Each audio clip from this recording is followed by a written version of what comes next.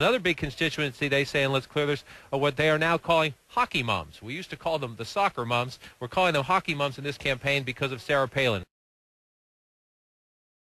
And when Senator McCain's speech is over later tonight, there'll be just over 60 days left in this race. We want to take a closer look right now where McCain might stand after this convention. John King is here with our magic map. It's a good question, but give us your assessment where this election is moving, because it's going to be a sprint, John, to November 4th. It will be a blur, Wolf. 60 days from the conventions to Election Day. The McCain campaign, as Dana noted, mostly wants to use the speech up here, a big picture speech, to change the tone and the tenor and the focus on John McCain in this campaign. But they're also targeting key constituencies with this speech and with advertising and campaigning that will come. Let's look at a few of them as we go forward. One big topic in the McCain campaign is what they call Wal Mart moms. They're women who make less than $60,000, and they live in some key constituencies in presidential elections. Let's pull one out and look at the state of Ohio and Pennsylvania that borders it. You will find what they would call Wal Mart moms in places like this. They tend to live in smaller towns, rural towns, away from the big cities. They tend to be more conservative. These are key areas, both in southwest Pennsylvania,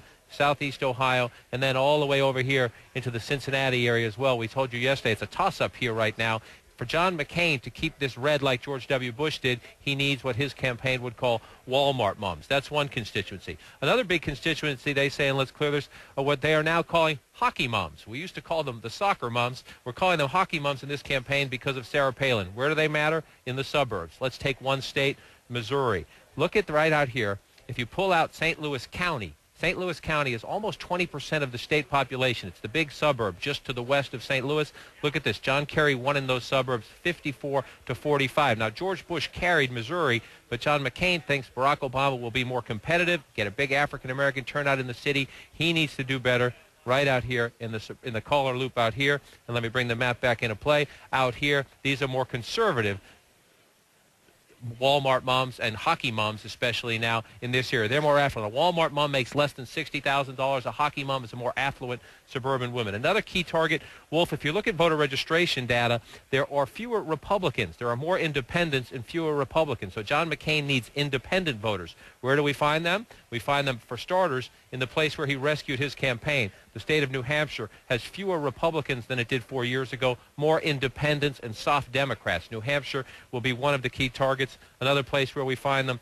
is this will be a key battleground in this election for both campaigns. It's the I-4 corridor. You start around St. Pete and Tampa, you go across to Orlando. In here, a lot of independents, a lot of soft Democrats that the McCain campaign believes could be crucial to swinging this election. Now, quickly before we finish, remember those states I just gave you. I just showed you Missouri, I showed you Ohio, Pennsylvania, I showed you New Hampshire and Florida. Let's look on our electoral map. Yellow means it's a toss-up. There's Missouri, there's Florida, there's New Hampshire, there's Ohio. Pennsylvania, we have leaning Obama. But of those states I just showed you, 4 of the 5 are toss-ups. John McCain needs to win, Wolf, probably all 4 of those states, at least the big 3, Ohio, Florida, and Missouri, to get to 270. So he begins that targeting with the speech tonight.